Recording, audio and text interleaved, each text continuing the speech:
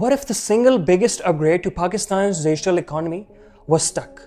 Not by technology, but by courtrooms, financial models, and a looming corporate merger. This is the story behind Pakistan's 5G rollout. The government's recent bold announcement to launch 5G in 7 cities is more than a promise. In fact, I would say it's a test of whether Pakistan's infrastructure strategy can move beyond words to real execution. There has been some progress in this regard. A large portion of the spectrum has been released, but a critical chunk is still tied up in legal disputes, including a key band vital for next-generation networks. So once again, we see how our planning is running ahead of our legal and regulatory reality. And then there's the question over pricing. You see, the telecom industry's concern against dollar-linked spectrum fees is not just about the cost. It is a clash between a rigid fiscal model and the volatile truth of Pakistan's economy. And this debate may very well decide whether 5G becomes a tool of transformation or an unaffordable luxury for millions of Pakistanis.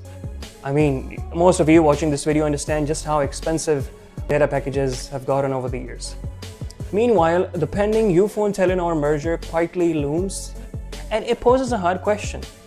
Should Pakistan prioritize competition or build a financially strong player capable of massive investment?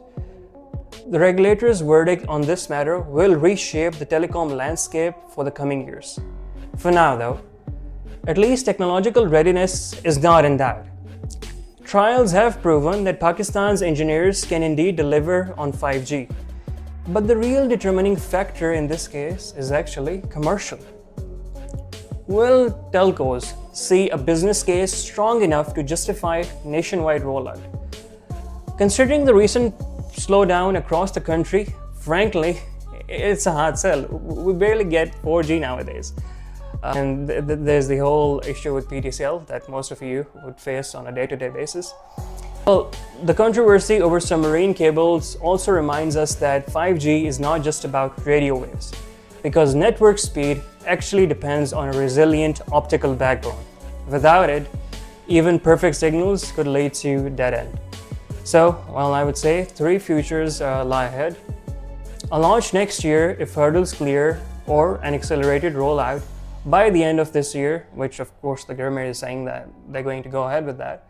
But for that, policies would have to align and regulatory hurdles would need to be overcome. The third scenario, and I would say this is a very likely scenario, is another year of similar delays. However, the silver lining for the rollout of 5G in Pakistan is that the question is now not if, but when and how.